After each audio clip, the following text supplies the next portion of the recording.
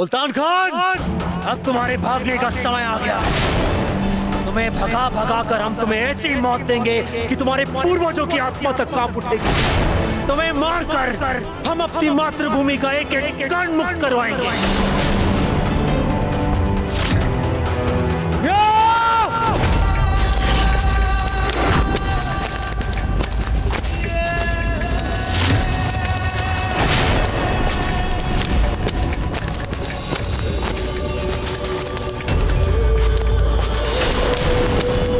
कैसी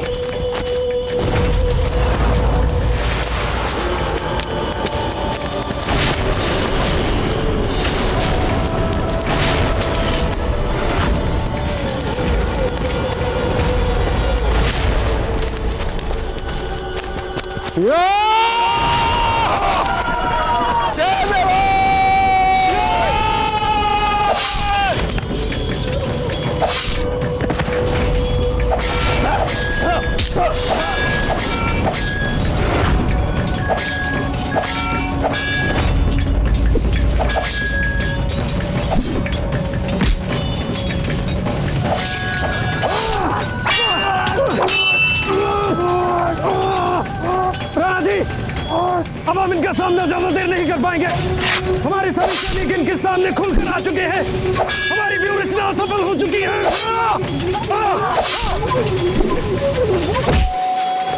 इतनी सारी फौज कहां से आ गई हमारी? ये थी शहंशाह की शानदार जंग की तजवीज।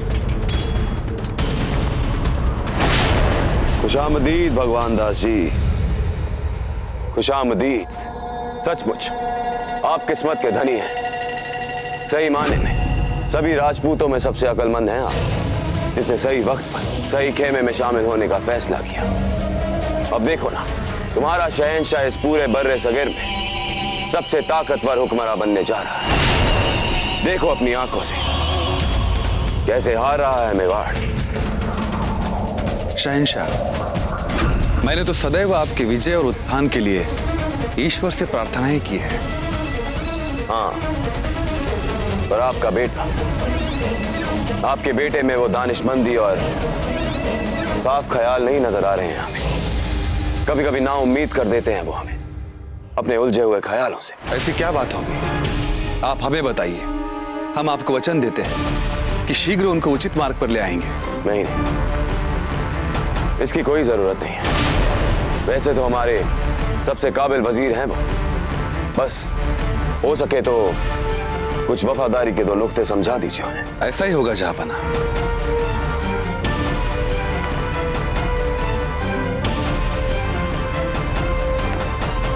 शहंशाह, निष्ठा की बात निकली है तो आपको एक बात बता दूं। जब तक आप मेवाड़ नरेश और उनकी सेना को युद्ध भूमि में परास्त नहीं कर देते, मैंने उदयपुर में सत्ता अंतरण के लिए किसी को गुप्त अभियान पर भेज दिया है।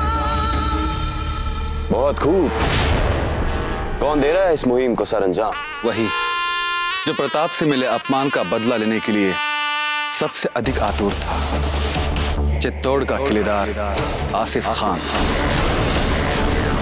बहुत खूब, बहुत खूब।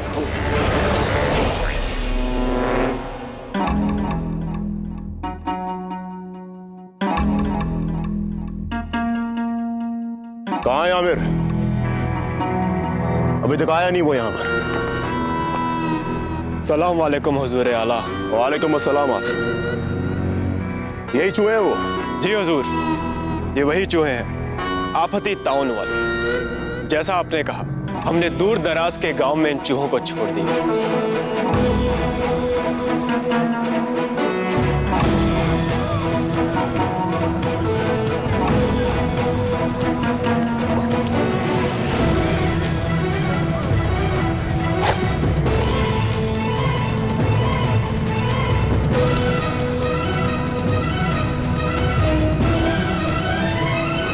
और जनाब, देखते ही देखते सारा गांव इस हफ्ते अजीम ताउन से बीमार हो गया।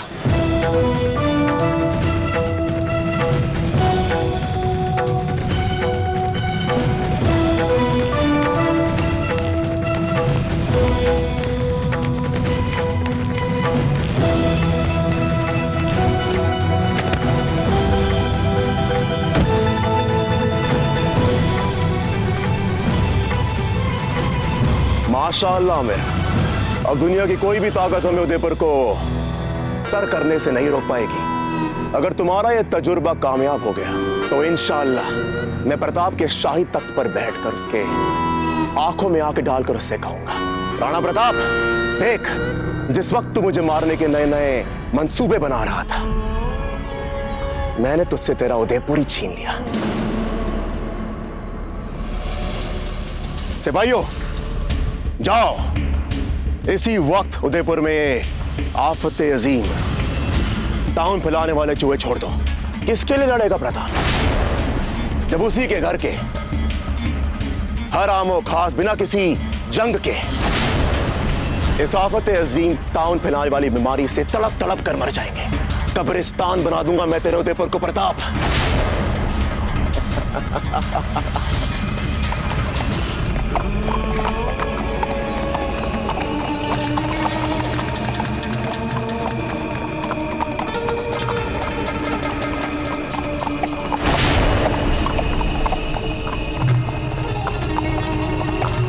ये तो शहजादा अमर सिंह है। हुजूर से पकड़ लेते हैं। नहीं, प्रताप को अपने और अपने पुरखों के वीर होने का बड़ा घमंड है ना, तो मरने दो उसके बेटे को चूहे की मौत। क्या बिना किसी को कहे, बिना हमारी अनुमति के आप युद्ध के मैदान में चले गए? आपके इस मूर्खतापूर्ण आचरण के लिए मेघा को अपने प्राण गंवाने पड़े। लज्जित होना चाहिए आपको। दाजीराज, हम बहुत शीघ्र ही अपने आप को आपकी दृष्टि में सिद्ध करके दिखा देंगे। हम दिखा देंगे हम कोई बिगड़े हुए आवेगी बच्चे नहीं हैं। सच्चे देशभक्त हैं हम भी। ऐसा देशभक्त जो किसी भी शत्रु को अपने घर से बाहर निकाल फेंकने की शक्ति रखता हो।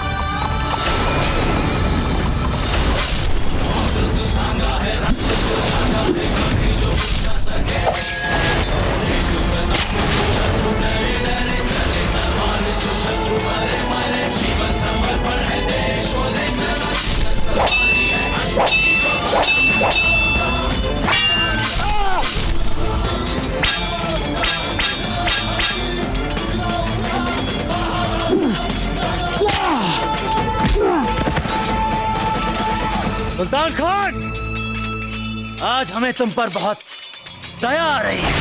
ये सोच कि आज तक तुमने जिसकी सेवा की, जिसे पूजा, उसने तुम्हें और तुम्हारे साथियों को मात्र चारा बनाकर अपने स्वयं के लाभ के लिए प्रयोग किया।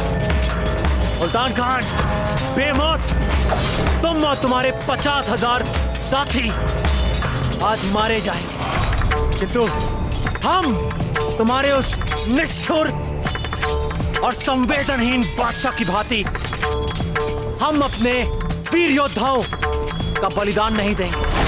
हमने आज तक अपनी सेना का केवल नेतृत्व ही किया है, उनका कभी भी दुरुपयोग नहीं किया। हम मरने से नहीं डरते राणा जी। मरने से तो हम भी नहीं डरते। भय तो हमें इस बात का है कि ये मुगल और वो बादशाह जीवित ना रह जाए, क्योंकि हम व्यर्थ ही अपने वीर योद्धाओं के प्राणों को गंवाना नहीं चाहते। हमारी प्रजा, हमारी सेना हमारे लिए सर्वस्व है। विजय जी!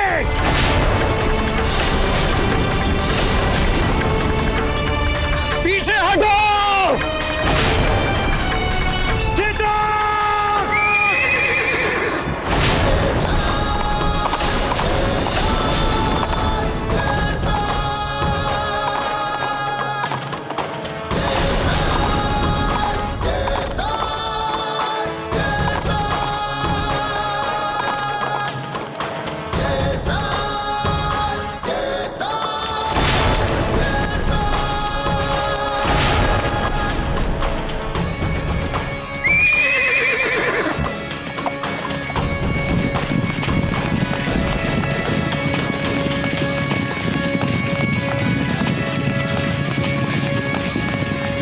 मसला क्या है मुल्तान खान? हुक्म दो अपने सिपाहियों को पीछा करने का। मुल्तान खान,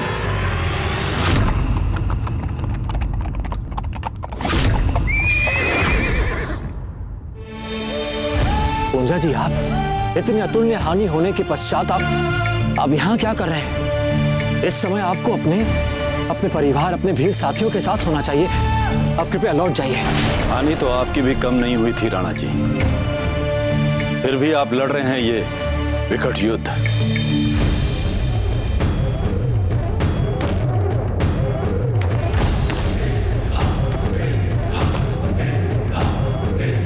पूंजा जी, हम ये युद्ध अपने राज्य और अपनी प्रजा के लिए लड़ रहे हैं। हमारे पास और कोई दूसरा विकल्प भी तो नहीं बचा था।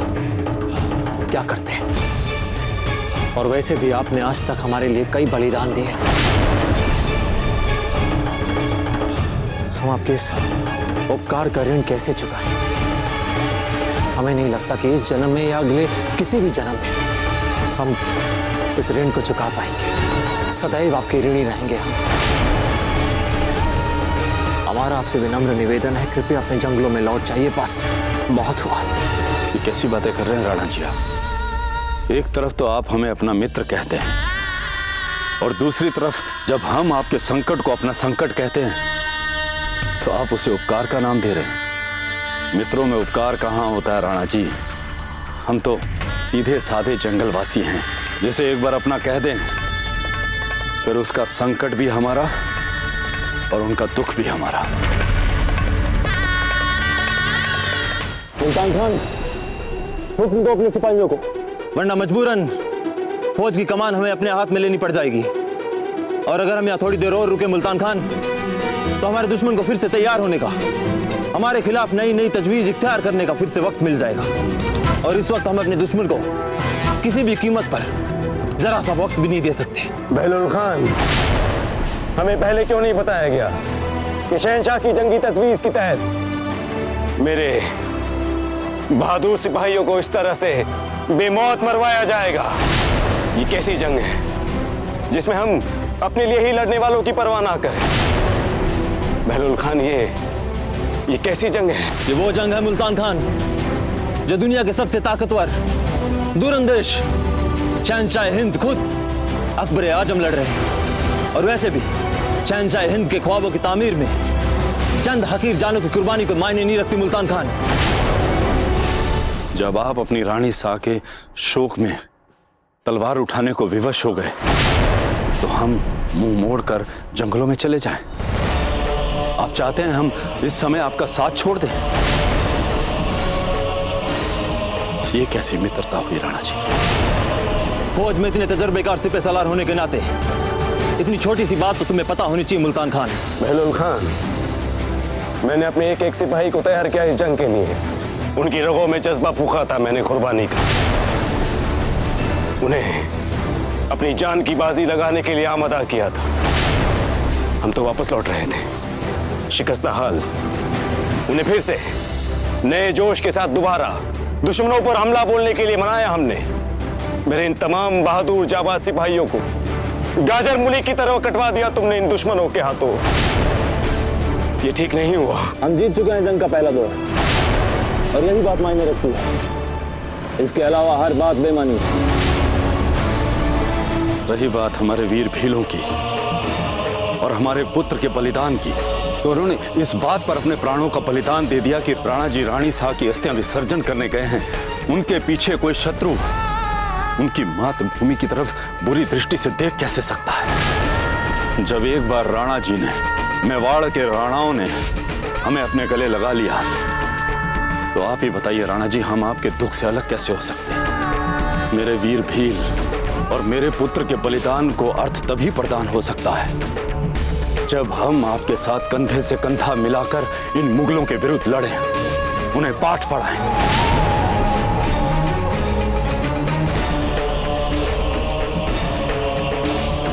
नहीं पूंजा जी, नहीं। यदि हम आपके साथ आपके जंगलों में चले गए तो आपकी स्त्रियों और आपके बच्चों पर मुगलों का संकट छा जाएगा और ये उचित नहीं है, ये कदापि उचित नहीं है। हम भील हैं राणा जी। हम भीलों के बच्चे और उनकी वीर माताओं को पता ही नहीं कि डर क्या होता है। हम डरना नहीं जानते। इसलिए मैं आपसे विनती करता हूं कि आप चलिए हमारे साथ हमारे जंगलों में। हम वहां मुगलों के विरुद्ध तैयारी करके उन पर आक्रमण करेंगे। ये जंगल हमारा घर है राणा जी, हमारे घर आइए। सच में पूंजा जी, आप मित्रता के एक अद्भुत प्रतीक हैं।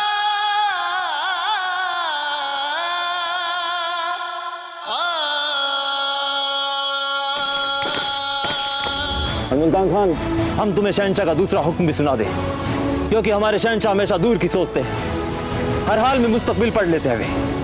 और उन्होंने मुझे हुक्म दिया था कि अगर तुम जंग के बाद ऐसे ऐसे फिजूल के ख्वाब ख्यालों में उलझो तो सर कलम कर दूं मैं तुम्हारा।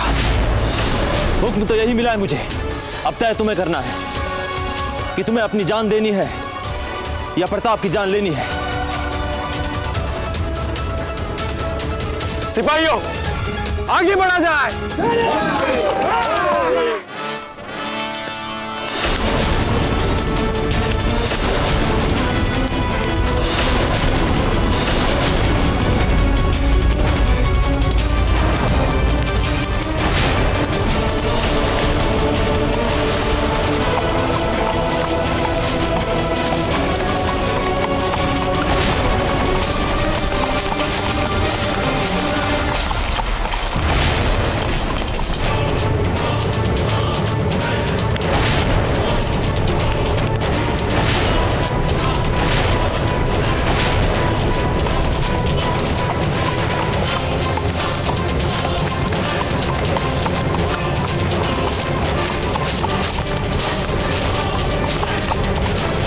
अग्नि बाण बरसाएं।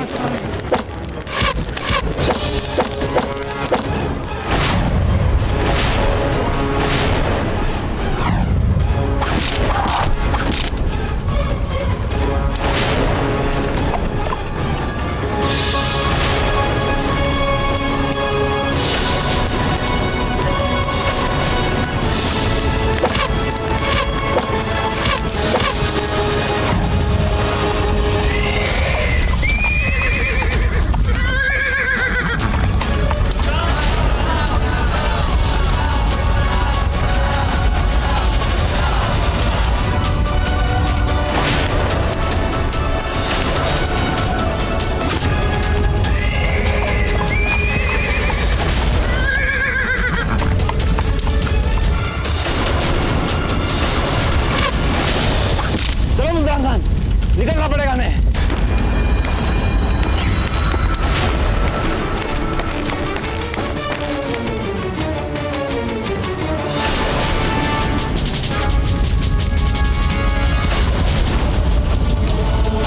इन्हें जलाकर राख कर दीजिए। यहाँ हमें स्पष्ट पराजय दिख रही है। एक भी बिल्कुल सैनिक बचना नहीं चाहिए।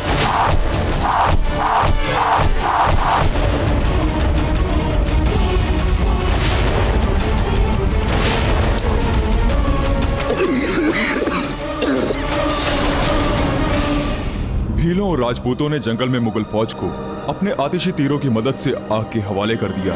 हमारे तकरीबन 30,000 सैनिक बहादुरी से लड़ते हुए शहीद हो गए हैं। अब इस वक्त सूरत हाल ये है कि मुल्तान खां और बहलोल खान बमुश्किल अपनी जान बचाकर पहाड़ियों में छुपे हुए हैं। हुजूर, जब से ये जंग शुरू हुई है, हम एक के बाद एक मुश्किलों का सामना करते चले जा रहे हैं। जो मामला एक दिन में होना चाहिए, उसके लिए हम काफी वक्त जाया कर चुके हैं। गुस्ताखी माफ हुजूर, पर अब जब से भीलों के साथ प्रताप भी यहाँ मिला है, हमारे नुकसानात बढ़ते जा रहे हैं। हर रोज हजारों सिपाहियों को शहीद करने के बावजूद हमारी फौज एक कदम भी आगे बढ़ नहीं पा रही है। हुजूर, 2 लाख की फौज लेकर आए थे हम यहाँ, और अब 1 लाख से भी कम सिपाही रह गए हैं। हमें तो लगता है कि हमें अब वापस आगरा लौट चलने में भी कोई गलत ख्याली नहीं है। फतेह का ख्वाब देखने वाले शिकस्त से घबराते नहीं। सियाह रात ही रंगीन सुबह पैदा करती है। फिर से तुम्हारे बेखौफ मिजाज देख बहुत अच्छा लग रहा है काजी खान। तुम जितने सिपाही चाहो ले जाओ अपने साथ, पर प्रताप का सर चाहिए।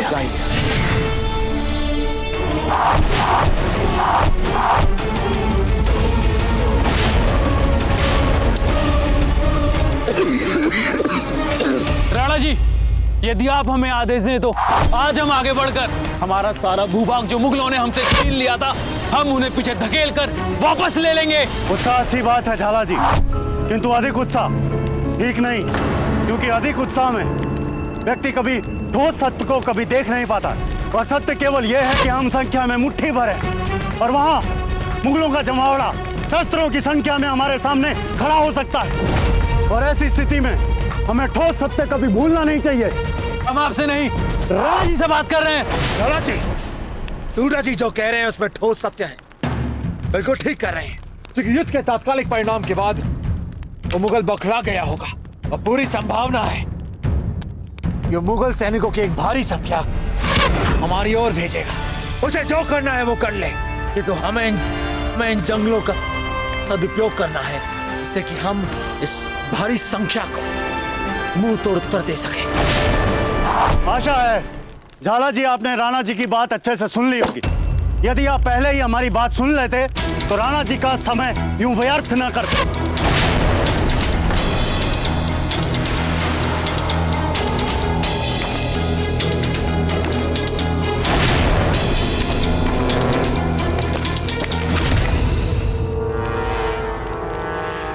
धन्यवाद भीम सिंह जी।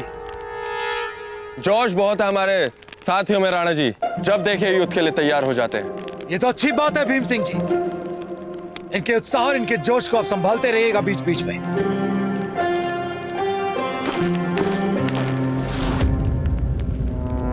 बहलुल खान, क्या है? हम कब तक यूं इन चट्टानों के पीछे छिप के बैठे रहेंगे? कब आएगी हमारी मदद के लिए फौजी खुमुख? आएगी मुल्तान खान, आएगी। उसके दरबार में देर है, अंधेर नहीं।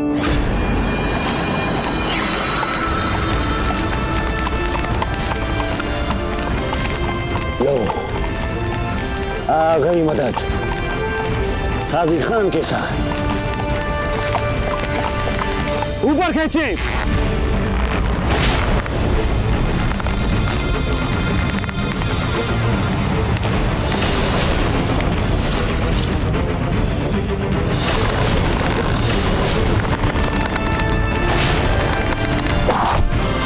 यार रस्सी बांधो।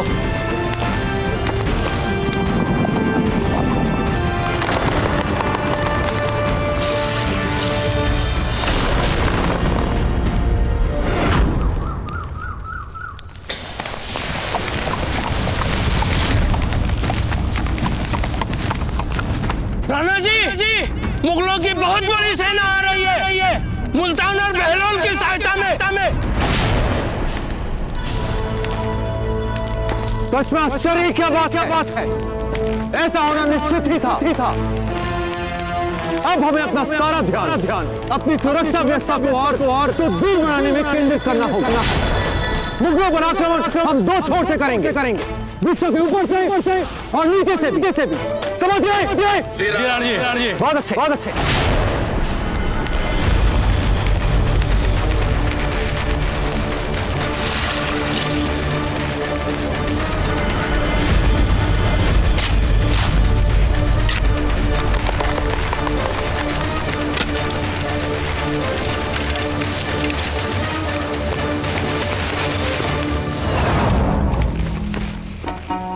अस्सलामुअलैकुम काजी खान। अस्सलाम वालेकुम। क्या बताएं काजी खान आपको, हमने सोचा भी नहीं था कि ये लोग पेड़ों की ऊंचाई से हमला करेंगे हमारे ऊपर, और यही किया इन्होंने। हमारी पूरी फौज को जलाकर खाक कर डाला। वे लोग तीरों पर ना जाने कौन सी जलाने वाली चीज बांध के फेंक रहे थे हमारे ऊपर। जैसे वो तीर हमारे ऊपर गिरते हमारे चारों तरफ आग लग जाती। बड़ा ही खौफनाक मंजर दरपेश किया हम मक्का ने। बहलुल खान, हमें लगता है कि वो जो जलाने वाली चीज थी उनके पास यकीनन खत्म हो गई होगी, वरना वो हमें क्यों जिंदा छोड़ दे? बोल चुके। हम लोग उन पे दो तरीकों से हमला करेंगे। हमारी फौज का पहला दस्ता उनके पेड़ों के उन शाखों पे हमला बोलेगा जहां पे छुपकर उन्होंने आप पर आतिशी कहर बरसाया था, ताकि वो जहां कहीं भी छुपे हों वहीं पे हलाक हो जाएं। और हमारी फौज की दूसरी टुकड़ी जमीनी रास्ता साफ करते हुए जंगल में जाएगी, गहरे तक, उन मेवाड़ी चूहों और भीलों को सफाया करने के लिए। उम्मीद करते हैं कि इस बार प्रताप ने कुछ ना कुछ नया जरूर सोचा होगा हमारे लिए, क्योंकि अगर इस बार उसने हमें ये इज्जत ना बख्शी, खुदा कसम खफा हो जाएंगे हम उस पर।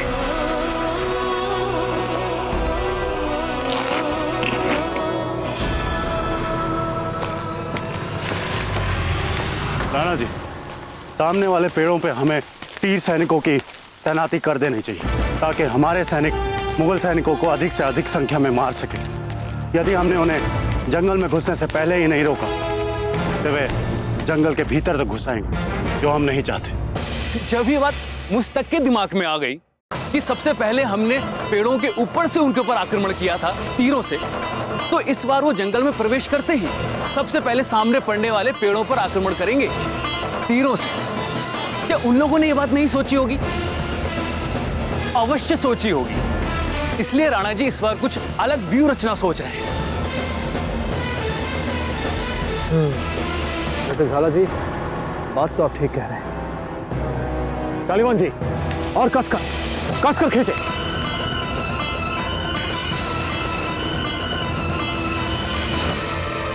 झाला जी, थोड़ा यहाँ आकर जाल बांधने में सहायता कीजिए हमारी।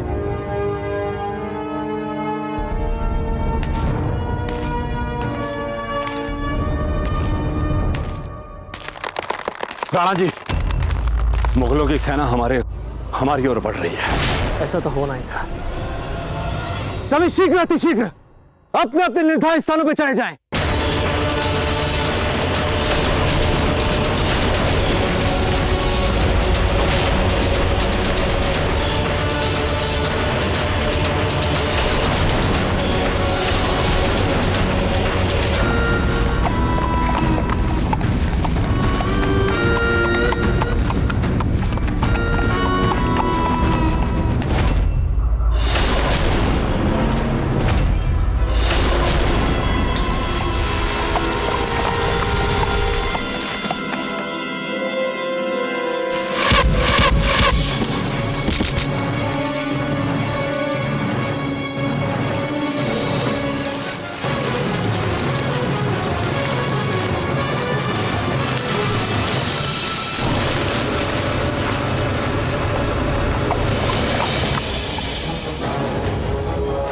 ये कैसा मजाक हुआ?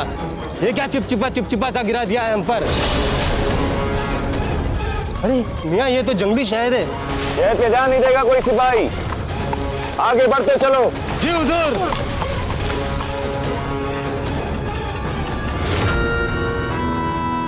प्रताप, शहद बरसा रहे हो हमारे सिपाहियों पे।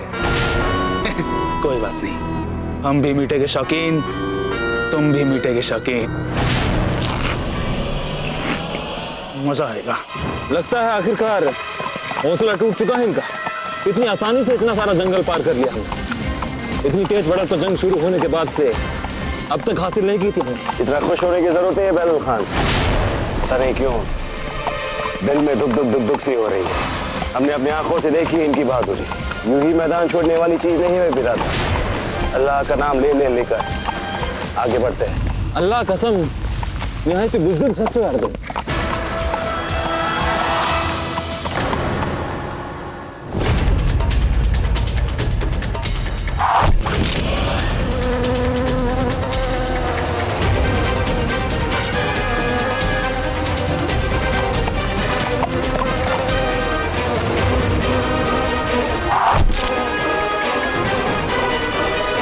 या खुदा, ये तो मधुमक्खी आ रही है हम पे हमला करने।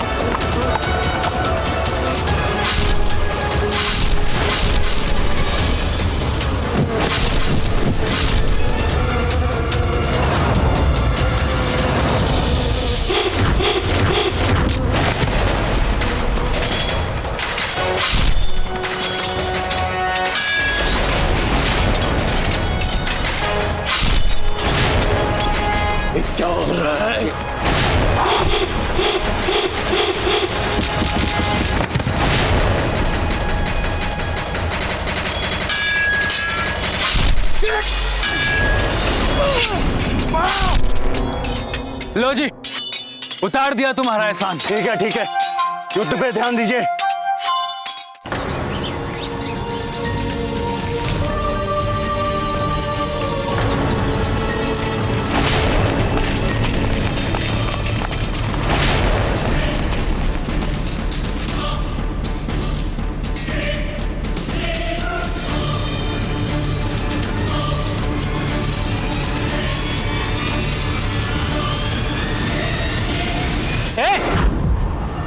कौन हो तुम?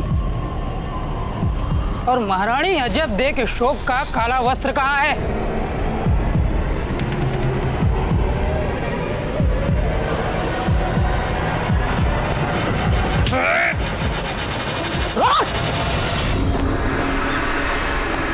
क्या हुकुम?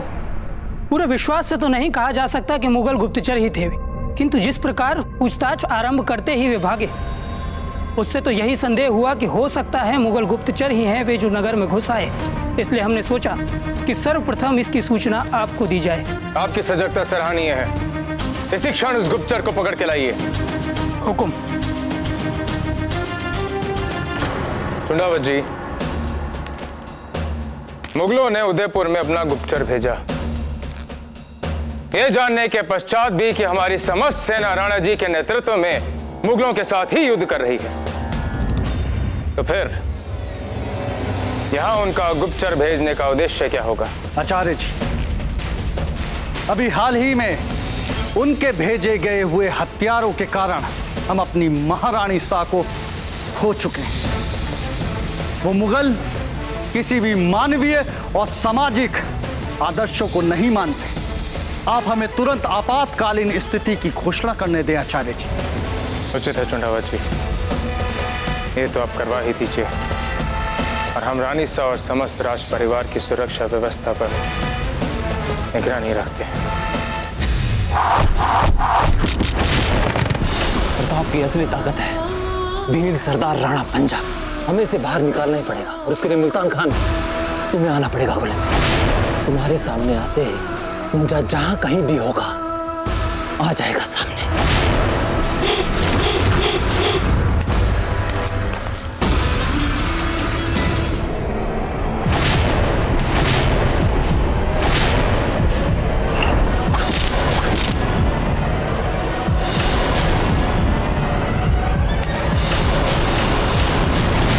मुल्तान खान जैसा एक वरिष्ठ सेनापति जो इस प्रकार हमारे सामने कैसे आ गया?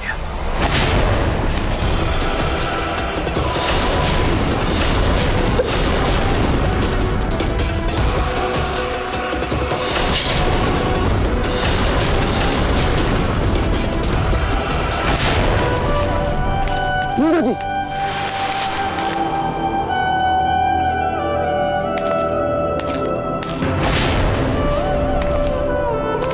पूजा भी लाओ।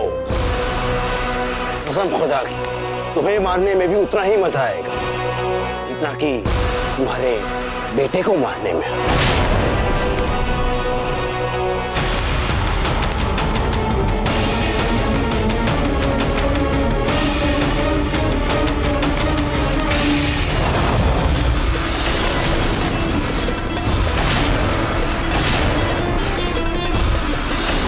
नहीं राणा जी, बाहर आकर आप युद्ध को संकट में मत डालिए। मेरे बेटे के हत्यारे इन मुगलों के लिए मैं अकेला ही बहुत हूं।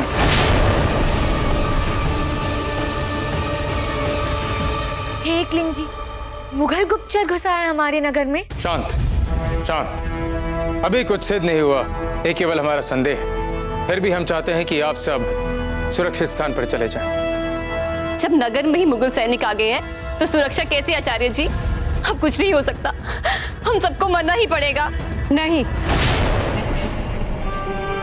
क्षमा चाहते हैं आचार्य जी, पर कोई इस महल को छोड़कर भी नहीं जाएगा। निशा, आपकी और समस्त राज परिवार की सुरक्षा के लिए उचित कार्यवाही करना हमारा कर्तव्य है। आचार्य जी, आपका पहला कर्तव्य जन सामान्य को सुरक्षा प्रदान करें। अपना बहुमूल्य समय हमें बचाने में नष्ट करने की वजह उसे मेवाड़ की प्रजा को बचाने में लगाइए। राज परिवार के सदस्य होने के नाते जिस उद्देश्य के लिए राणा जी और हमारे वीर सैनिक वीरता से मुगलों के सामने लड़ रहे हैं। उसी उद्देश्य के लिए हम भी अपनी क्षमता के अनुसार अपना हाथ बटाएंगे। राणा जी और हमारे वीर सैनिक युद्ध भूमि में इसीलिए लड़ रहे हैं ना, ताकि उदयपुर मुगलों के हाथ ना लगे। तो उसी उद्देश्य के लिए हम भी अपनी प्रजा को बचाने का प्रयास कर अपना कर्तव्य निभाएंगे। चांद, मार, क्या आप हमारा साथ देंगे?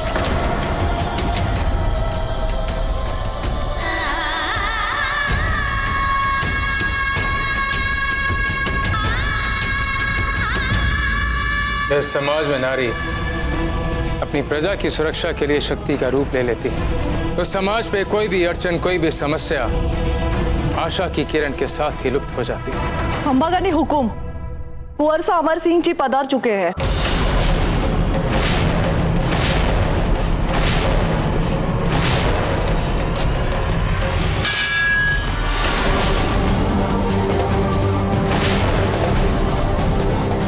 हर हर महादेव।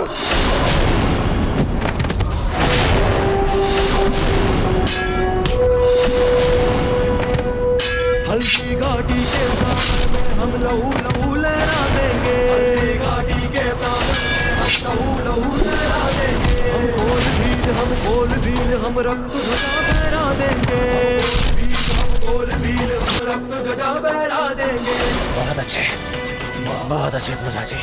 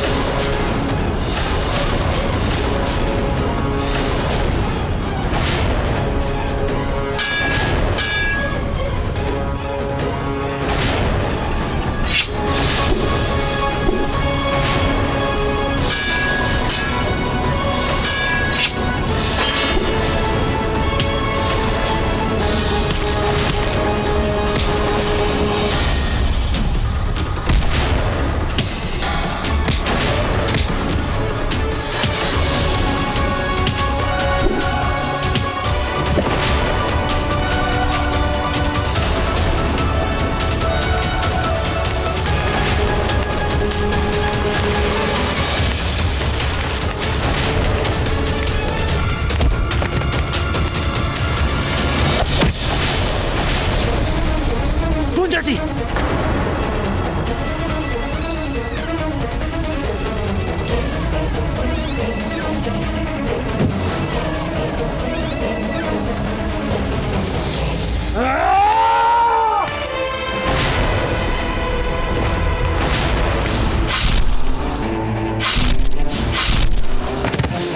मरहबा मरहबा। ये तो इंतहा हो गई मेरी खुशियों की कि सामने खुद ब खुद मेरा दुश्मन चला आया। माशाल्लाह माशाल्लाह, कितना नाम सुना, कितनी तारीफें सुनी। प्रताप वो है कि कितनी हसरत थी तेरे दीद की जालिम कि अब तू सामने है फिर भी यकीन नहीं होता।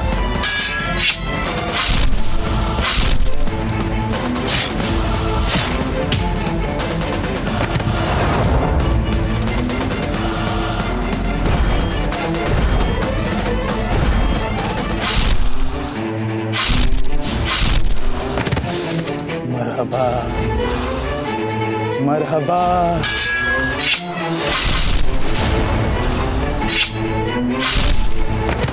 कि कितनी हसरत थी तेरे दीद की जालिम कि अब तू सामने है फिर भी यकीन नहीं होता।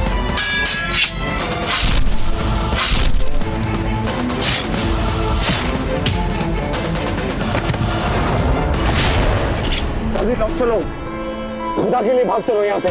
देखो, हमारा यकीन करो, बड़ा ही बेरहम और खतरनाक ये प्रताप।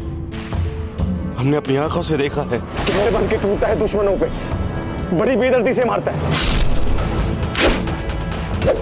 देखो काजी, भाग चलो यहाँ से। वैसे भी हमारे तमाम सिपाही मारे जा चुके हैं। ये वक्त मुनासिब नहीं अपनी बहादुरी दिखाने का। बाद में नई फौज के साथ आएंगे और लड़ लेंगे इनसे। हम अकेले नहीं मरेंगे, ये तुम्हें भी नहीं छोड़ेगा। बहलोल खान, समझाओ इसे। मुल्तान ठीक बोला काजी, इस वक्त यहाँ से भागने में गनीमत। सचमुच जिंदा नहीं छोड़ेंगे हमें।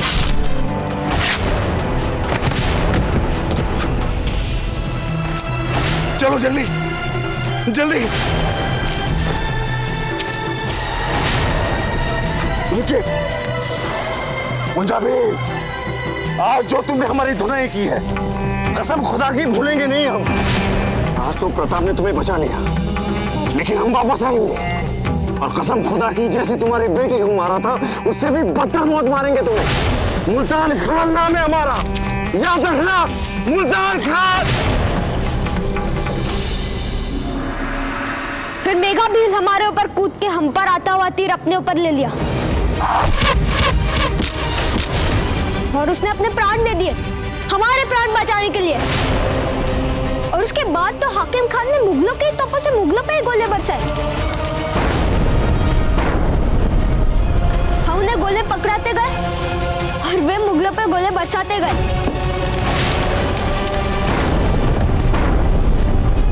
और देखते ही देखते उन्होंने उन मुगलों को वापस हटने के लिए विवश कर दिया। हम क्षमा चाहते हैं आचार्य जी। हम जानते हैं हम सबको यहाँ उदयपुर की सुरक्षा के लिए तैनात किया गया है, किंतु जब हमारे राणा जी रणभूमि में उन मुगलों के विरुद्ध युद्ध कर रहे हैं तो हम यहाँ उदयपुर की सुरक्षा के नाम पे नहीं बैठे रह सकते। जी आचार्य, हम चुंडावत जी की बात से संपूर्ण रूप से सहमत हैं। उन मुगलों की असंख्य विशाल सेना के विरुद्ध हमारे राणा जी को हमारी आवश्यकता है आचार्य जी। हाँ आचार्य जी, यदि हमें दाजीराज की अनुमति मिल जाती तो हम कभी युद्ध भूमि से वापस नहीं आते। आप सबका अनुभव और शौर्य दाजीराज के बहुत काम आएगा। हम आप सभी के पक्षों से सहमत हैं। यहाँ से प्रस्थान करने से पूर्व नगर और राजमहल की सुरक्षा व्यवस्था को चाक चौबंद किया जाए। उसके पश्चात हम जाएंगे राणा जी के पास। पूंजा जी, पूंजा जी नहीं, पूंजा जी नहीं, राणा जी, राणा जी मुझे पूंजा जी जाने दीजिए। अरे हमारी बात सुनिए, आपको अपने पुत्र की मृत्यु का प्रतिशोध देने का अवसर मिलेगा। ये उचित समय नहीं है। पूंजा जी हमारी बात सुनिए, आपको अवसर मिलेगा। यदि नहीं मिला तो हम नियति के जबड़े से उसे छीन कर लाएंगे आपके लिए। अभी नहीं पूंजा जी। राणा जी शांत हो जाइए। वे देखिए, वे कायर मुगल रण क्षेत्र छोड़ के भाग रहे हैं। राणा जी, हम मुगलों से कम नहीं है, ये केवल पीठ पे वार करना चाहते हैं बस। मुंजा जी, हम अपने मातृभूमि के निडर सपूत हैं। हम अपनी मातृभूमि के लिए अपना सर्वस्व न्यौछावर कर सकते हैं। हम वो हैं, हम सर्वश्रेष्ठ हैं। हम अपनी मातृभूमि, अपनी धरती, अपनी धरा, अपनी माँ को अपना सब कुछ न्यौछावर करने के लिए हम सदैव तत्पर रहते हैं। हम वो हैं, हम सर्वश्रेष्ठ हैं। जय मेवाड़, जय मेवाड़, जय मेवाड़, जय मेवाड़।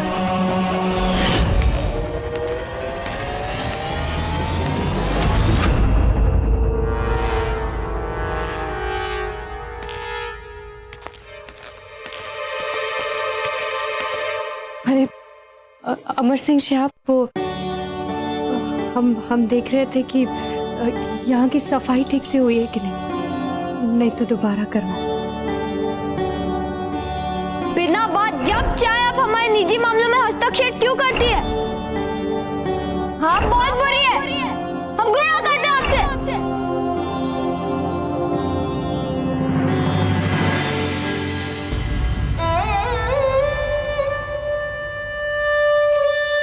हमें क्षमा कर दीजिए छोटी माँ, हमने आपके साथ बिना बात बहुत दुर्व्यवहार किया। हमें मान लेनी चाहिए थी आपकी बात, पर हमें नहीं मानी और चलेगा युद्ध भूमि में बिना आपको पूछे। पर इसका परिणाम क्या हुआ?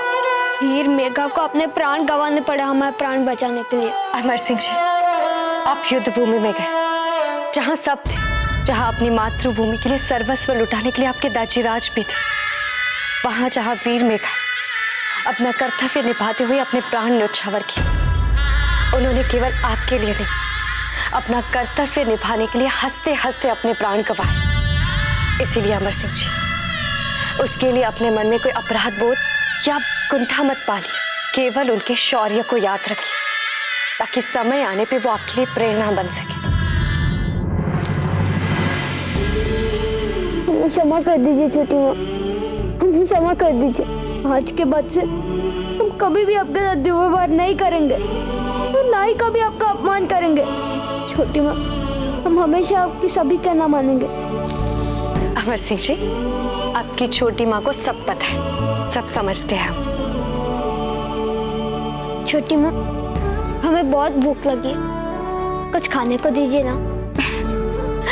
अभी हम आपको भरपेट भोजन करवाएंगे। विशेष आपके लिए हमने अपने हाथों से भोजन तैयार किया है। चलिए।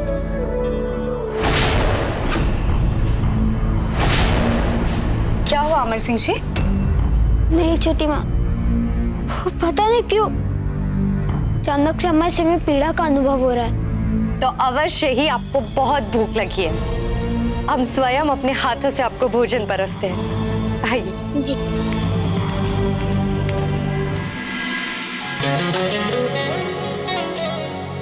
अरे वाह छोटी माँ, आप तो हमारे पसंद के सारे व्यंजन परोस लाई। बस छोटा सा प्रयास किया है हमने, अब आप खा के देखिए।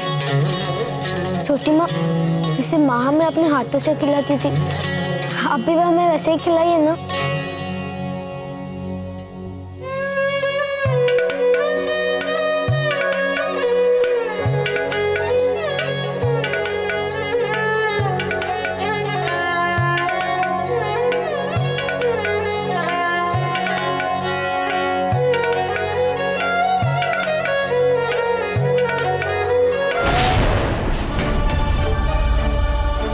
क्या हुआ अमर सिंह जी?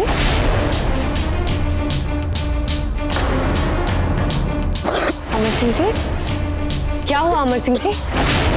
अमर सिंह जी, अमर सिंह जी, अमर सिंह जी, आप ठीक है? अमर सिंह जी, आप हमें बताइए क्या हो रहा है? कोई है? कोई है? अमर सिंह जी, दासी, कोई है? अमर सिंह जी, अमर सिंह जी, अमर सिंह जी, क्या हो गया आपको? अमर सिंह जी, कोई आओ! अमर सिंह जी,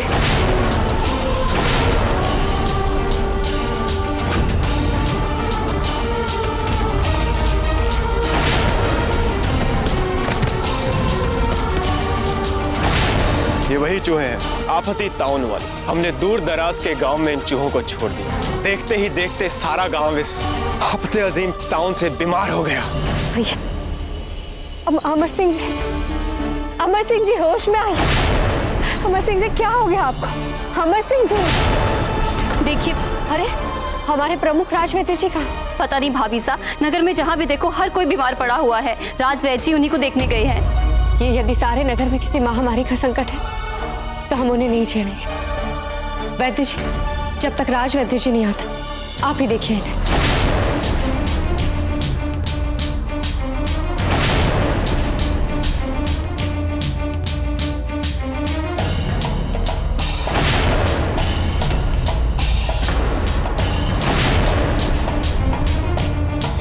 संभल के।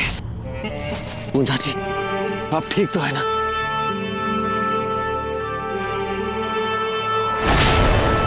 पूंजा जी, यूं अपने आप को संकट में डालना कोई अच्छी बात नहीं थी। हम जानते हैं टूडा जी, पर क्या करते हैं। वो मुल्तान सामने आया तो ऐसे लगा जैसे हमारा पुत्र मेघा हमारे सामने आकर खड़ा हो गया और हमसे कह रहा हो कि बाबा यही मुल्तान है जिसने हमारे प्राण लिए। बस हम अपना संयम खो बैठे। हमारा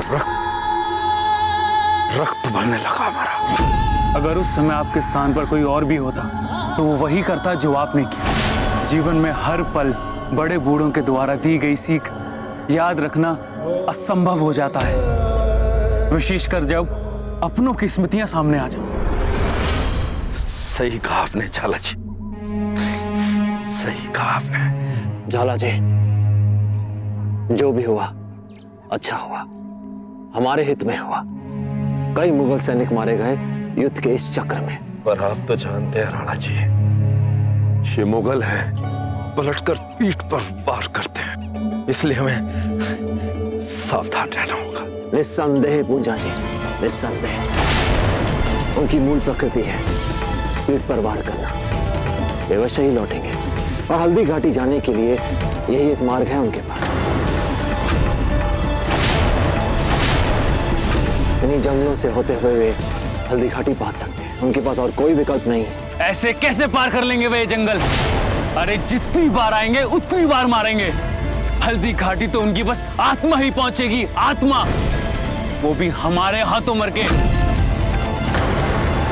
क्या बात है झाला जी। ये जो आपका जोश है, ये जो आपका उत्साह है ना, यही आपकी पूंजी है। आपके इस जोश और उत्साह को बचा कर रखिएगा टूडा जी, इन्हें कभी हताश नहीं कीजिएगा। अभी आते हैं।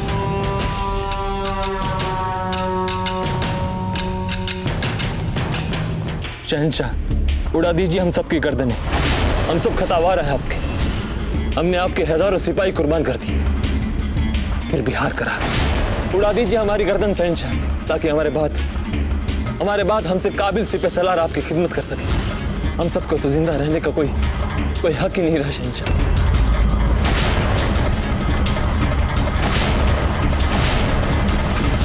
खड़े हो जाओ तुम सब। सुना नहीं तुमने? खड़े हो जाओ, वक्त नहीं हमारे पास तुम्हारी चापलूसियां झेलने का। खड़े हो जाओ।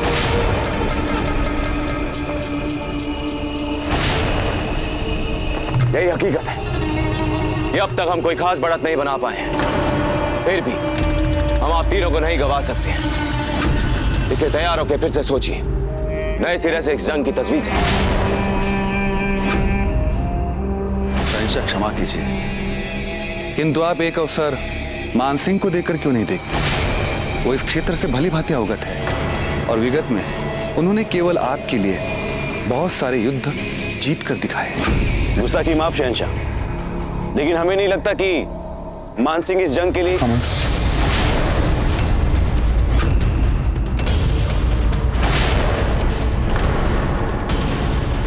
आपकी बात में वजन है भगवान दास जी।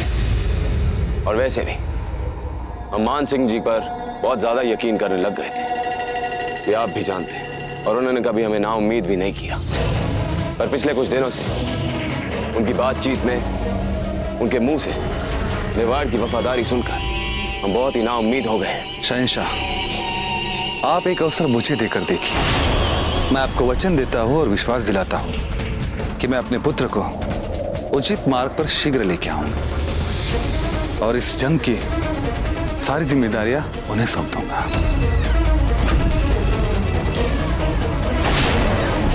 अगर आपने ऐसा कर दिया तो हम भी वादा करते हैं। हम पे यकीन ना रहा, कोई बात नहीं, सर कलम करवा दीजिए, कोई बात नहीं, पर एक बुत परस्त पे इतना यकीन, और वो भी इस कदर। इससे तो बेहतर है कि आप हमें मौत दे दीजिए शहंशाह। हाँ हुजूर, अगर जिंदा छोड़ ही दिया है तो मान सिंह को फौज की कमान देने के बजाय एक बार फिर से हम लोगों को कमान दीजिए, और फिर देखिए हम कैसे मसला खत्म करते हैं अपनी शमशीरों से।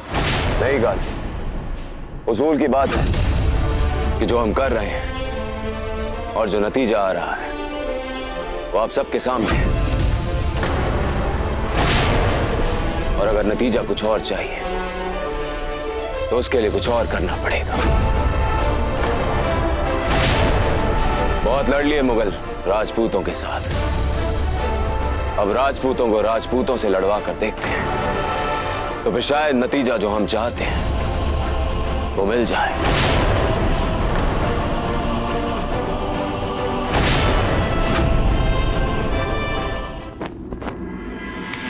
हमारे सैनिकों ने नगर का चप्पा चप्पा छान मारा है आचार्य जी, लेकिन हमें कोई भी मुगलों का गुप्तचर दिखाई नहीं दिया।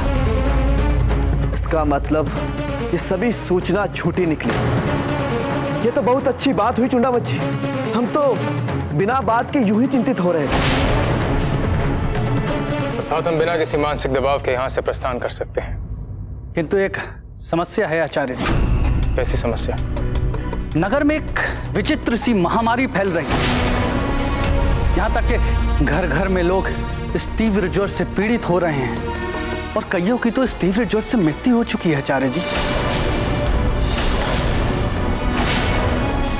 अचानक ये महामारी, कैसी महामारी, कहां से आई है? कोई कारण पता चला आपको? कारण तो राज्य वैद्य जी अपने सभी निदान केंद्र के राज्य वैद्यों के साथ नगर में घर घर में अपने उपचार में जुट चुके हैं। वही परीक्षण करके जब पता लगा पाएंगे तब पता चलेगा। वैसे उन्होंने कुछ अन्वेषक वैद्यों को इस कार्य में लगा दिया है। खम्मा खड़े हुकुम, बुरा समाचार। अमर सिंह कुंवर सा को तीव्र ज्वर ने अचेत कर दिया है।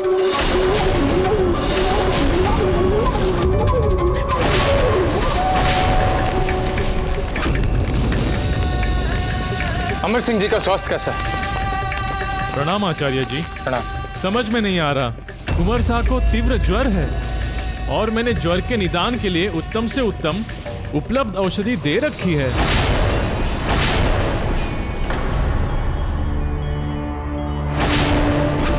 आचार्य जी, हमें लगता है आप लोगों को युद्ध भूमि के लिए प्रस्थान करना चाहिए। अमर सिंह जी को तीव्र ज्वर है और आप कह रही हैं कि हमें यहाँ से प्रस्थान करना चाहिए। आचार्य जी, वैद्य जी है ना यहाँ, और राज वैद्य जी भी आने वाले हैं थोड़ी समय में। इन लोगों से जो भी हो सकेगा ये लोग करेंगे, और हम भी तो हैं यहाँ। पर आप लोगों से विनती, आप लोग जाइए। राणा जी को आपकी आवश्यकता है। इस समय इस महल में या इस नगर में ऐसा कोई भी संकट नहीं है जो हम नहीं संभाल सकते, पर वहाँ राणा जी के साथ विशाल मुगल सेना का संकट है। क्या वो अकेले संभालेंगे? आप लोगों को जाना चाहिए। परंतु फूल, आपको हमने बड़े ही लाड प्यार से पाला है, बड़े ही आराम से पली हैं आप, फिर आप कैसे ये सब? हाँ काकू, ठीक कहा आपने। हम सुख सुविधा में बड़े हुए, पर यदि हम वो वाली फूल होते तो आज हमारे अमर सिंह जी के ज्वर पर पूरा महल सिर पर उठा चुके होते। पर अब ऐसा नहीं है काकू, समय सब बदल देता है और ये समय युद्ध का। राणा जी इस समय अपने साथियों के साथ मुगलों के साथ बड़ा ही बेहद युद्ध लड़ रहे हैं, और हम सबको भी इस समय अपने अस्तित्व के लिए चल रहे इस युद्ध के अनुरूप ढालना पड़ेगा। हमने तो अपने आप को ढाल लिया, बस आप लोगों से विनती है, आप लोग जाइए। राणा जी को आपकी आवश्यकता है। भाभी सा ठीक कह रही हैं आचार्य जी, हम यहाँ की सारी समस्या संभाल लेंगे। आप यहाँ की बातों को लेकर दादा भाई के पास जाने की योजना में विलंब मत कीजिए। हाँ, जान ठीक कह रही है, हम लोग हैं यहाँ। जिस प्रकार समय की मांग के अनुरूप आपने अपने आप को ढाला है, वह अत्यंत सराहनीय है। हम हृदय से उसका वंदन करते हैं और ईश्वर से प्रार्थना करते हैं कि वह सदैव अपना आशीर्वाद आप पे बनाए रखे। जय मेवाड़, जय मेवाड़, जय मेवाड़, जय मेवाड़, जय मेवाड़, जय मेवाड़।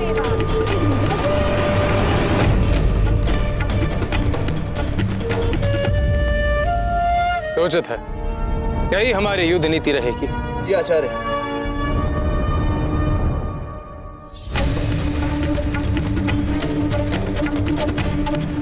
जय चुंडावत जी, भजाई जी से तिलक करवा लीजिए। पर आचार्य जी, इन सब कार्यों के लिए हमारे पास समय कम है। चुंडावत जी, युद्ध से पूर्व वीरों के पास तिलक के लिए समय हमेशा रहा है। चाहिए नहीं, ऐसा तो नहीं कि समय का अभाव केवल एक बहाना है वास्तविकता को छुपाने के लिए, क्योंकि आपको लगता है कि भय छुपाने की असमर्थता के कारण भजाई जी आपकी आंखों में इस भय को देख लेंगी, और यही कारण है कि आप उनसे छिपते यहाँ वहां भाग रहे हैं। भला आपसे क्या छुपाना आचार्य जी?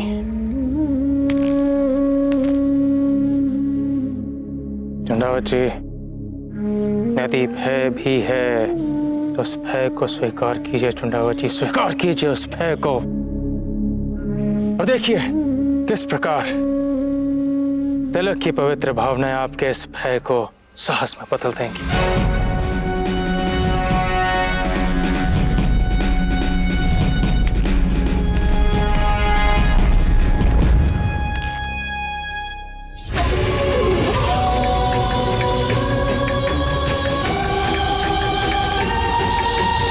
हम आपको वचन देते हैं कि नहीं, युद्ध में जाने से पहले आप ऐसा कोई भी वचन ना दीजिए जो आपको अपने कर्तव्य निभाने से ध्यान बटा दे।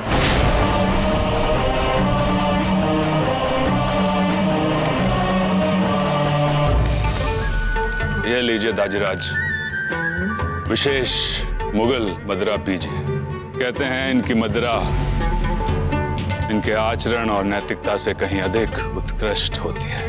मान सिंह, होश में आओ। बहुत ऊंची ऊंची और खोखले आदर्शों की बातें कर ली। अब वास्तविकता के कठोर धरातल पर उतरो और खुद को पहचानो। कौन हो तुम? क्या हो तुम? समाज सुधारक हो, दार्शनिक हो, या साधु हो प्रवचन देने वाले? तुम एक क्षत्रिय हो और एक सच्चा अनुशासित क्षत्रिय ना तो बिना बात किसी राजनीतिक निर्णयों में उलझता है और ना ही उसका कर्तव्य कभी उससे प्रभावित होता है। फिर क्यों व्यर्थ बातों में अपना समय गंवा रहे हो? केवल कर्म करो, कर्म। हमारा कर्म है युद्ध करना। युद्ध करो, लड़ो, फिर देखो इतिहास कैसे अपने आप बनते चला जाता है। किंतु दाजीराज, अगर आत्मा ही ना माने तो हथियार कैसे चला पाऊंगा मैं? मान सिंह, जिस समय तुमने अकबर को मित्रता का वचन दिया था उसी समय तुम्हारी आत्मा पर अकबर का अधिकार हो गया था। तुम्हारी अपनी आत्मा का राग आलापना बंद करो। वचन भंग करना है वो तुम्हारा। आत्मा तो चाहे वो तुम्हारी हो चाहे हमारी, उसे वही सोचना होगा जो अकबर चाहेगा। उसे वही बोलना होगा जो अकबर चाहेगा। उसे वही महसूस करना होगा जो अकबर चाहेगा। उसे वही मानना होगा जो अकबर चाहेगा। समझे तुम? वचनबद्ध हैं उसके, और वचन देने के बाद पलटता नहीं कभी राजपूत।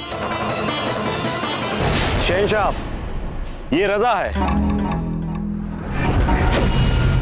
ये अपनी इस घूमती हुई फौलादी गेंद से जो भी इसकी जद में आता है ये फौरन उसकी गर्दन उड़ा देता है।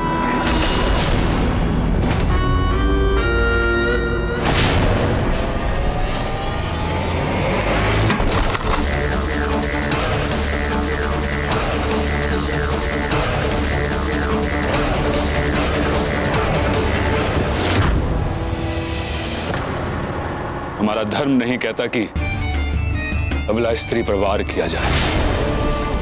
हमारा धर्म किसी के साथ छल करने को नहीं कहता। हमारा धर्म किसी की पीठ पर वार करने के लिए नहीं कहता।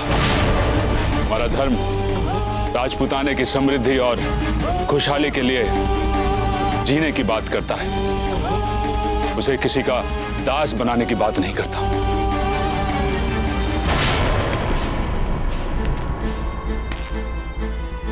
मान सिंह, मैं नहीं कहता कि मैं धर्म संकट में हूं। है हम धर्म संकट में, और तुम भी हो।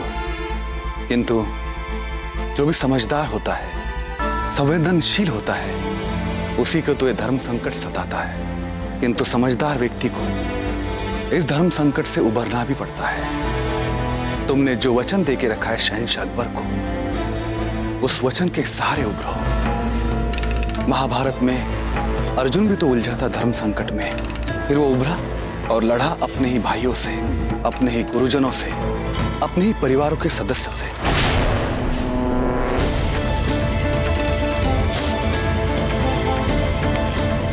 ठीक है दाजीराज, हम लड़ेंगे अकबर के लिए और जीत कर दिखाएंगे आपको। किंतु याद रखिएगा दाजीराज, इस युद्ध में अर्जुन हम नहीं, राणा प्रताप है।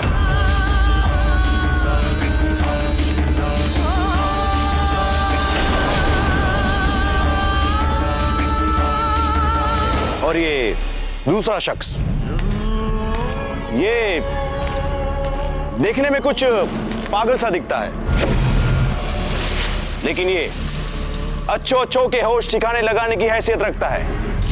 ये ऐसा शख्स है जिसे कभी किसी किस्म का कोई दर्द महसूस नहीं होता। लोग इसे मारूश कहते हैं, मारूश, जो कभी हार नहीं सकता।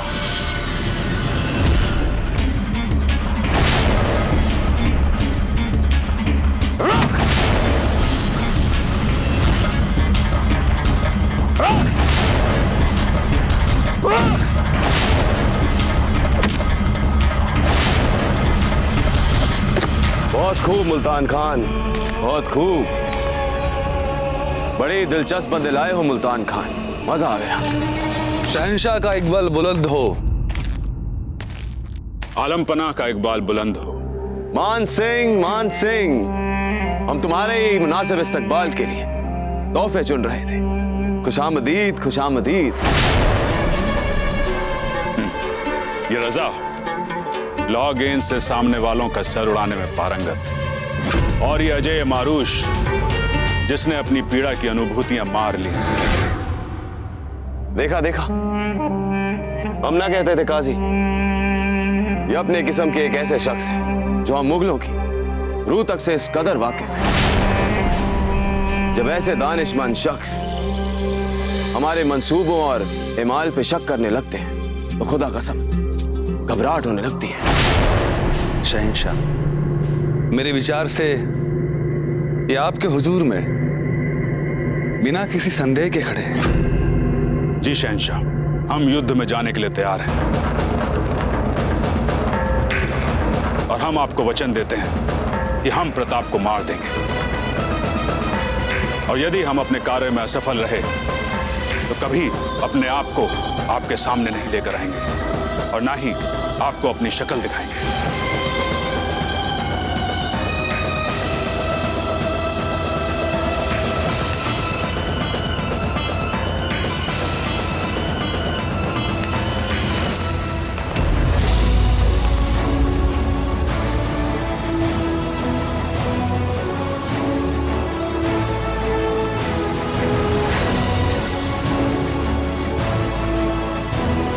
तो बताइए मान सिंह जी, कैसे निकालेंगे आप हमें इन जंगलों में से? नहीं अमर सिंह जी, अमर सिंह जी, आपको इस डर का सामना करना पड़ेगा। आप बहुत साहसी हैं, आप हमें छोड़कर नहीं जा सकते।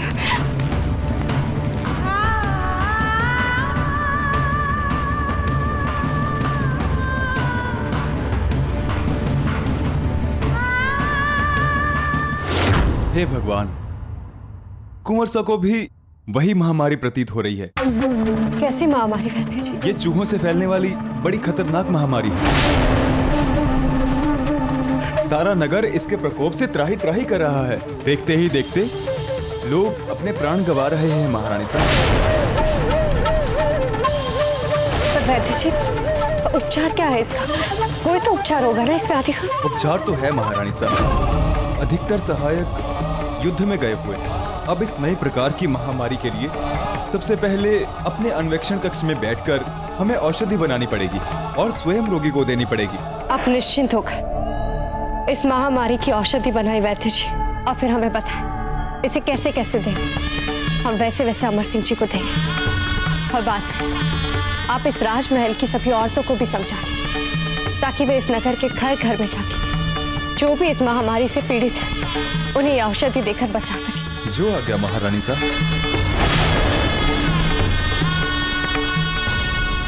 तो बताइए मान सिंह, आपकी राय में इन भीलों के जंगलों को कैसे पार किया जाए? आप तो वाकिफ ही हो, इस जंगल को पार करने की कवायद में हम कितने सिपाही गवा चुके हैं।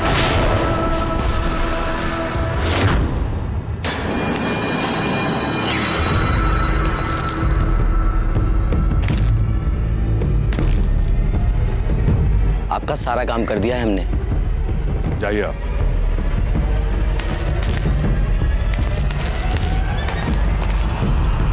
ये कौन था मान सिंह जी? हमारा प्रिय भतीजा भोकल सिंह। बहुत भरोसा करते हैं हम इस पर शहंशाह। जो भी काम देते हैं कर देता है। बहरहाल हम जंगल के मसले पर थे, तो बताइए कैसे पार किया जाए इसे। यदि इतना कठिन लग रहा है इसे पार करना, तो हम पार ही नहीं करेंगे इसे। ज्यों ही मसला रोजे का सामने आया, बंदा खिसियाया और बुत परस्त बन बैठा।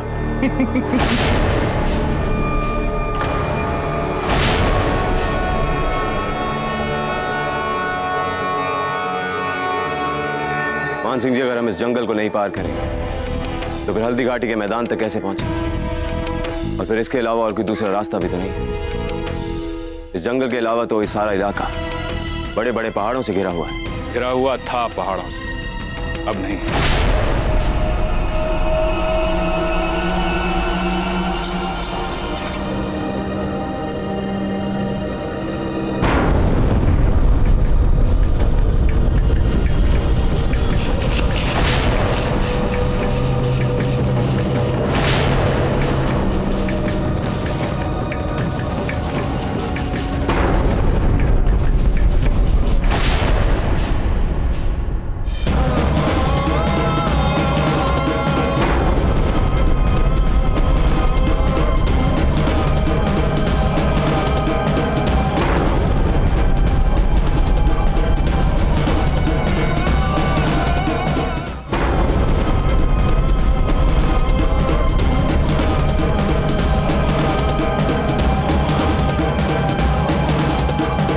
भूकल ने मार्ग में आने वाले सारे पहाड़ों में बारूद लगा दिया है, और जैसे ही वे पहाड़ एक एक करके जमीन दोज होंगे, हम बहुत आसानी से उसे पार कर कर हल्दी घाटी पहुंच जाएंगे।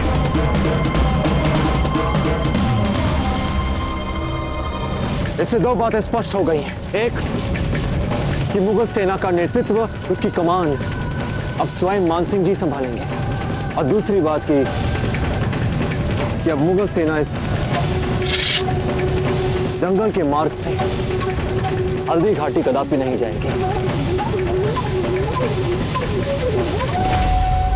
मरहबा मरहबा मान सिंह जी, आपने और आपके भतीजे ने तो कमाल कर दिया। हम इसी वक्त आपको अपने 40,000 सिपाही और सभी से पैसलार आपके मातहत करते हैं। आप पूरे अख्तियारात और इत्मीनान के साथ जंग के इस आखिरी और सबसे अहम हमले को अपने हिसाब से सरअंजाम दे सकते हैं। हम पूरा प्रयास करेंगे कि इस युद्ध में जीत हमारी ही हो, और इस जीत का उत्सव मनाने के लिए हम सब जीवित भी रहें। शहंशाह अकबर जिंदाबाद! शहंशाह अकबर जिंदाबाद! शहंशाह अकबर जिंदाबाद! शहंशाह अकबर जिंदाबाद! राणा जी, इन मुगलों को पहाड़ पर ही रोकना होगा हल्दी घाटी में आने से पहले। नहीं पूंजा जी, नहीं। हमने हर कोण से इस पर विचार करके देखा है। पहाड़ों को बम से समतल करने वाले मुगलों के पीछे जाना, ऐसे में केवल हम अपना बहुमूल्य समय नहीं गंवाएंगे, बल्कि हमारी शक्ति, हमारा सामर्थ्य दोनों व्यर्थ हो जाएंगे। यदि ऐसी बात है तो हमें डटकर उनका युद्ध के मैदान में सामना करना चाहिए, पूर्ण तैयारी के साथ, बल्कि न ही उनके पीछे जाएं उन्हें रोकने के लिए।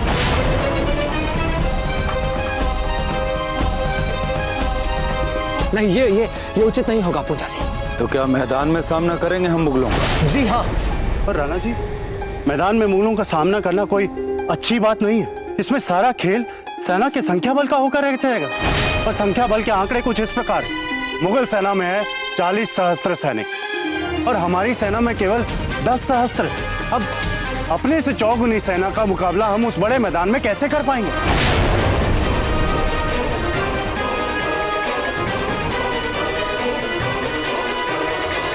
राणा जी, अपने 10,000 जाबाज सिपाहियों में हमारे 5,000 जाबाज अफगान सिपाही भी शामिल कर लीजिए।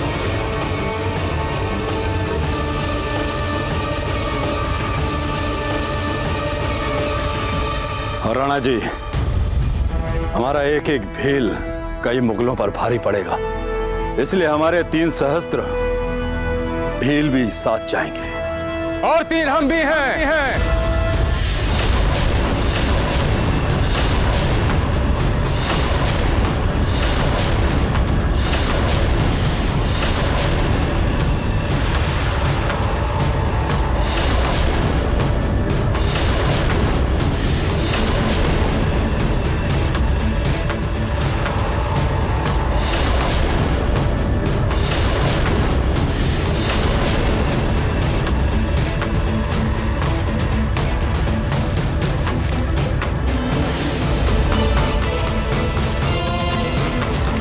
प्रणाम राणा जी। आचार्य जी, आप सभी यहाँ, तो फिर राजमहल की सुरक्षा का उत्तरदायित्व आपने किसके हाथ सौंपा? राणा जी, हमने विशिष्ट सैनिकों की एक टुकड़ी को महल की सुरक्षा के लिए तैनात कर दिया और दूसरी टुकड़ी को उदयपुर नगर की सीमा पर तैनात कर दिया। किसी भी प्रकार की कोई भी संदेहजनक स्थिति की सूचना हम तक पहुंच जाएगी और वैसे भी इन मुगलों को उदयपुर तक पहुंचने के लिए यहां से जाना होगा। अब रानी साहब को भी कम मत आंकिए राणा जी। इन विपरीत परिस्थितियों में आपका साथ देने के लिए हमें प्रेरणा और आग्रह रानी साहब ने ही किया और उन्हीं का कहना था कि इस महायुद्ध के समय हमारी उपयोगिता राजमहल से अधिक रणभूमि में। और यहाँ पहुंचते ही हमें आभास हो गया कि रानी साहब उचित कह रही हैं।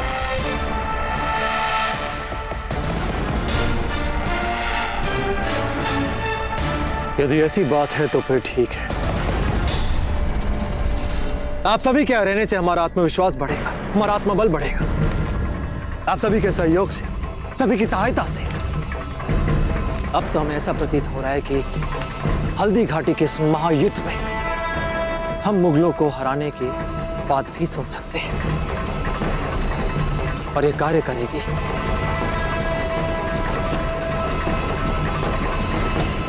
हमारी अष्ट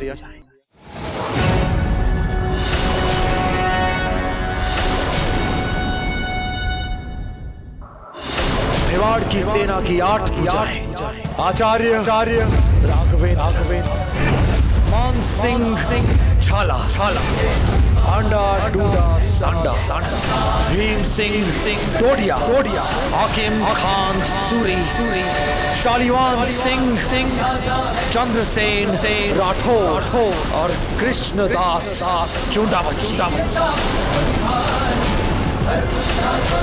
ये है हमारी अष्ट भुजाएं। चले ये वीर इन्हें अब कोई न रोक सके, शत्रु हंकारों की वाणी इनके जन्मों से दबे, देखिए इनका साहस और मान।